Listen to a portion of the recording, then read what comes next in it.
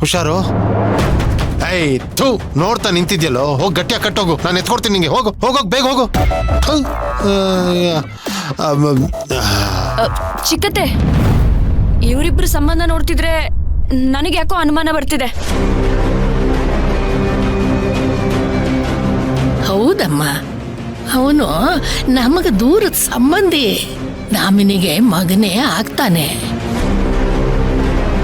ಅಲ್ಲ ಅಜ್ಜಿ, ಎಷ್ಟೇ ಹತ್ರದ ಸಂಬಂಧ ಆದ್ರೂ ಬೇರೆಯವ್ರ ಅಮ್ಮನ ಇಷ್ಟೊಂದು ಹಚ್ಕೊಳಕ್ ಸಾಧ್ಯನಾ? ಅದು ಅಲ್ದೆ ಅಮ್ಮೋರ್ ಮೇಲೆ ಕಂಬ ಬೀಳ್ತಿದೆ ಅನ್ನೋದ್ಕಿಂತ ತನ್ ಮೇಲೆನೆ ಕಂಬ ಬೀಳ್ತಿದೆ ಅನ್ನೋ ತರ ಆದಿತ್ಯ ಆಡ್ತಿದ್ದ. ಯಾಕಮ್ಮ ರಾಗಿಣಿ, ಸಣ್ಣ ವಿಚಾರನ ದೊಡ್ಡದ್ ಮಾಡ್ತಿದೀಯಾ? ಆ ಹುಡುಗ ಕಾಪಾಡಿದ್ದೆ ತಪ್ಪಾಯ್ತು ಅನ್ನೋ ಹಾಗೆ ಮಾತಾಡ್ತಿದ್ಯಲ್ಲ. ಕೇಳಿ ಬಿಡು ಶಾರದಾ. ನಮ್ಮ ಆದಿತ್ಯ ಚಿಕ್ಕ ಹುಡುಗ ಇದ್ದಾಗ್ಲೇ ಅಮ್ಮನ್ ಕಳ್ಕೊಂಡ್ ಬಿಟ್ಟ.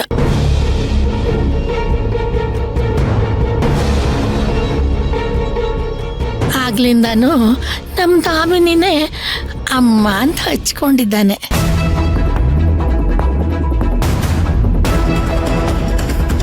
ಅದಕ್ಕೇನೆ ಇಷ್ಟೊಂದು ಸಲಿಗೆ.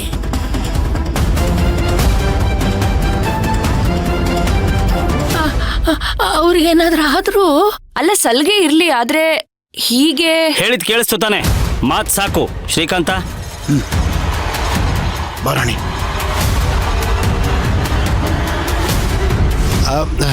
ಎಲ್ಲ ಕೂತಿರಿ, ನಾನು ಸರಿ ಮಾಡಿಸ್ತೀನಿ. ಕೂತಿರಿ ಕೂತಿರಿ.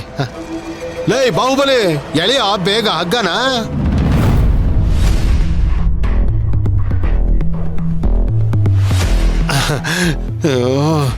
ಏನೇ ದಮ್ಮಿ ಇದು, ನಾವು ಅನ್ಕೊಂಡಿದ್ದೊಂದು ಆಗಿದ್ದೆ ಇನ್ನೊಂದು. ಅಯ್ಯೋ,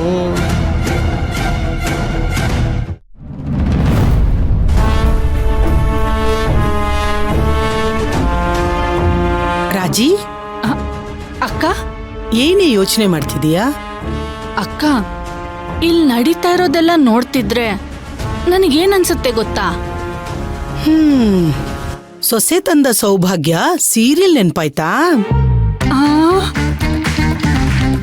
ಅಕ್ಕ, ನೀವು ಯಾವ ಜನ್ಮದಲ್ಲಿ ನನಗೆ ನಿಜವಾಗ್ಲೂ ಅಕ್ಕ ಆಗಿದ್ರೋ ಏನೋ ಗೊತ್ತಿಲ್ಲ. ನನ್ನ ಮನ್ಸಿನ ಮಾತನ್ನ ಹಾಗೆ ಹೇಳ್ಬಿಟ್ರಿ. ಸರಿ, ಹಾಗಿದ್ರೆ ಮನೆಗೆ ಹೋಗಿ ಈ ವಿಚಾರನ ನಿಧಾನವಾಗಿ ಮಾತಾಡೋಣ. ಅಯ್ಯೋ ಅಕ್ಕ, ಆಮೇಲೆ ಮಾತಾಡೋಣ ಅಂದ್ರೆ ನಂಗೆ ಮರ್ತೇ ಹೋಗ್ಬಿಡತ್ತೆ. ಒಂದೇ ಒಂದ್ ನಿಮಿಷ ನನ್ ಮಾತ್ ಪೂರ್ತಿ ಕೇಳಿಸ್ಕೊಳ್ಳಿ. ಸರಿ, ಹೇಳು. ಅಕ್ಕ, ಸೊಸೆ ತಂದ ಸೌಭಾಗ್ಯ ಸೀರಿಯಲ್ ಅಲ್ಲೂ ಹೀಗೆ ಆಗಿತ್ತು. ಹೀರೋ ಚಿಕ್ಕ ವಯಸ್ಸಲ್ಲಿ ಯಾವ್ದೋ ಊರಿಗೆ ಹೋಗ್ಬಿಟ್ಟಿರ್ತಾನೆ. ಆಮೇಲೆ ಒಂದಿನ ಅವನ್ಗೆ ಗೊತ್ತಿಲ್ದೆ ಮತ್ತೆ ಅವನ್ ಊರ್ಗೆ ಬರ್ತಾನೆ. ಇವನ್ ನಡವಳಿಕೆ ನನ್ ಮಗನ್ ತರನೇ ಇದ್ಯಲ್ಲ ಅಂತ ಅಮ್ಮನ್ಗನ್ಸಿ ಅವನ್ ಬ್ಯಾಗ್ ಚೆಕ್ ಮಾಡಿದಾಗ ಐಡಿ ಕಾರ್ಡ್ ಸಿಗುತ್ತೆ. ಆಗ ಅವನೇ ಮಗ ಅಂತ ಗೊತ್ತಾಗುತ್ತೆ. ಹೌದಕ್ಕ, ಇಲ್ಲಿ ಆಗ್ತಾ ಇರೋದೆಲ್ಲ ನೋಡ್ತಿದ್ರೆ ನನಗೂ ಹಾಗೆ ಅನ್ನಿಸ್ತಿದೆ. ಒಂದ್ ವೇಳೆ ಅಗಸ್ಟ್ ಏನಾದ್ರೂ ರಾಜಿ, ತಲೆ ಕೆಡಿಸ್ಕೊಳಕ್ಕೆ ಅಂತಾನೆ ತುಂಬಾ ವಿಚಾರಗಳಿದೆ. ಬೇಜಾರ್ ಮಾಡ್ಕೋಬೇಡ. ನನಗೆ ಭಕ್ತಿ ಮದುವೆ ಬಗ್ಗೆ ತುಂಬಾ ಯೋಚನೆ ಇದೆ ಕಣೆ. ನನಗಿದ್ ಯಾವ್ದ್ರ ಬಗ್ಗೆನೂ ತಲೆ ಕೆಡಿಸ್ಕೊಳಕ್ಕೆ ಸಮಯನೇ ಇಲ್ಲ. ಮತ್ತೆ ಇದು ಧಾರಾವಾಹಿ ಅಲ್ಲ, ವಾಸ್ತವ. ಅಲ್ಲಾಗೋದೇ ಬೇರೆ, ಇಲ್ಲಿ ನಡೆಯೋದೇ ಬೇರೆ. ಇರ್ಬೋದು ಅಕ್ಕ, ಆದ್ರೆ ಇಲ್ಲಿ ನಡೆದಿದ್ದೆ ನೋಡಿ. ರಾಗಿಣಿ ಮಾತಾಡಿದ್ದು, ಅಜ್ಜಿ ಹೇಳಿದ್ದು, ಆದಿತ್ಯ ನಡ್ಕೊಂಡಿದ್ದು, ದಾಮಿನಿ ಅಮ್ಮೋರ್ ಅತ್ತಿದ್ದು. ರಾಜಿ, ಮಾಡೋದಕ್ಕೆ ಬೇಕಾದಷ್ಟು ಕೆಲಸ ಇದೆ. ತಾಂಬೂಲ ಶಾಸ್ತ್ರಕ್ಕೆ ರೆಡಿ ಮಾಡ್ಕೋಬೇಕು. ಬಾ ಹೋಗೋಣ. ಅಲ್ಲ, ಆದ್ರೂ ಅದು. ರಾಜಿ, ಬಾ ಅಂತ ಹೇಳಿದ್ನಲ್ಲ. ಬಂದೆ.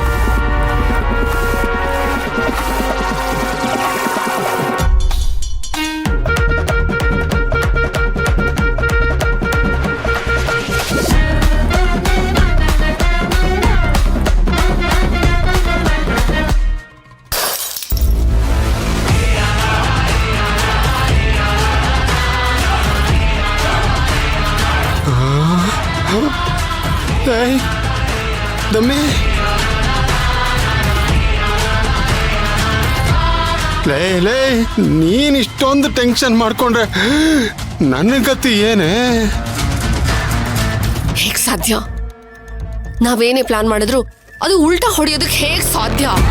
ಹೇಗ್ ಸಾಧ್ಯ ಅಂದ್ರೆ ಹೀಗಾಯ್ತಲ್ಲ ಹಾಗೆ. ಅತ್ತೆ ಯಾಕೆ ಮಾತಾಡ್ಬೇಕಾಗಿತ್ತು? ಯಾಕೆ ಅಂದ್ರೆ ದಮ್ಮಿ ಅವ್ರು ದೊಡ್ಡವರು. ಅಂದ್ರೆ ಸಮಸ್ಯೆ ಆದಾಗ ಮಾತಾಡ್ಬೇಕಾದ್ದು ಅವ್ರ ಕರ್ತವ್ಯ ಅಲ್ವಾ? ದಮ್ಮಿ ಸರಿಯಾಗಿ ಹೇಳ್ದೆ ಕಣೆ ನೀನು. ನಾವಿಷ್ಟೆಲ್ಲ ಮಾಡಿದ್ರು ಅವನು ಎಸ್ಕೇಪ್ ಆಗ್ತಿದ್ದಾನೆ ಅಂದ್ರೆ ಅವ್ನ್ ಲೆಕ್ಕಿ ಅಂತಾನ? ಸರಿಯಾಗಿ ಹೇಳ್ದೆ. ಈಗ ನೀನೇ ಹೇಳ್ದಾಗೆ ನಾವ್ ಏನೆಲ್ಲ ಮಾಡಿದ್ವಿ ಆದ್ರೂ ಎಸ್ಕೇಪ್ ಆಗ್ತಿದ್ದಾನೆ ಅಂದ್ರೆ ಬನಶಂಕರಮ್ಮ ಅವನ ಮೇಲೆ ಅಭಯ ಹಸ್ತ ಇಟ್ಟಿದ್ದಾಳೆ ಅಂತ ತಾನೆ. ಇಷ್ಟ ದಿನ ಆಗಿದ್ದು ಹಾಳಾಗಿ ಹೋಗ್ಲಿ. ಇನ್ನು ಮುಂದೆ ನಡೆಯೋದು ಯಾವುದು ಸರಿಯಾಗಿ ಆಗ್ಬಾರ್ದು. ಅಭಿಕಾರಿ ಭಕ್ತಿ ಮುಖಾನ ದಿನ ಈ ಮನೇಲಿ ನೋಡೋದಕ್ಕೆ ನನಗಿಷ್ಟ ಇಲ್ಲ. ಇಷ್ಟು ದಿನ ನನಗ್ ಸಿಗದೆ ಇರೋ ಗೌರವ ಅವಳಿಗೂ ಸಿಗಬಾರ್ದು. ಅಲ್ಲ ಅವಳು ಇನ್ನೂ ನಮ್ಮ ಮನೆಗೆ ಬಂದಿಲ್ಲ. ಈಗ್ಲೇ ನಿನ್ನ ಇಷ್ಟ ಆಡಿಸ್ತಿದ್ದಾಳೆ ಅಂದ್ರೆ ಇನ್ನು ಅವಳು ನಮ್ಮ ಮನೆಗೆ ಬರಬಾರ್ದು. ತಮ್ಮೇ ಕೂಲ್ ಕೂಲ್.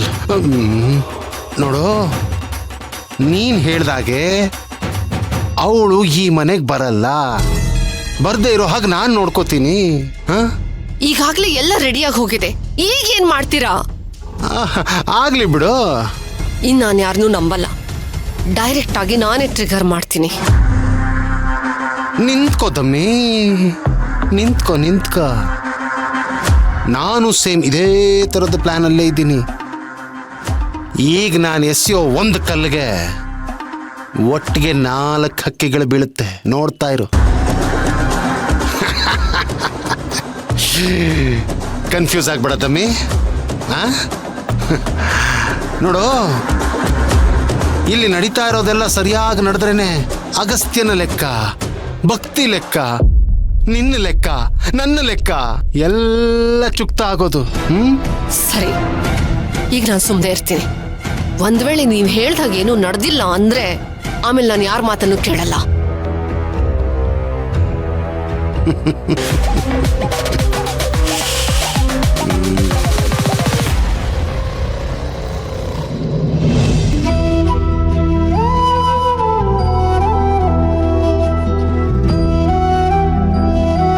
ಅಮ್ಮ, ನಿನಗೇನೂ ಆಗಿಲ್ಲ ಅಲ್ವಾ?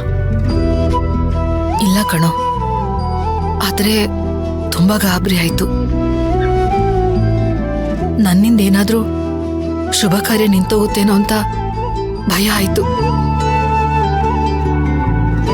ನನಗೇನಾಗ್ಬೇಕು ಅಂದ್ರು ನನ್ ಮಗ ಬಿಡ್ಬೇಕಲ್ಲ.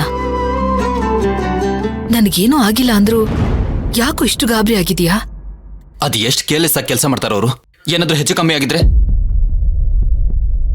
ನಾನ್ ಸಾಯ್ತಿದ್ದೆ. ಅಮ್ಮ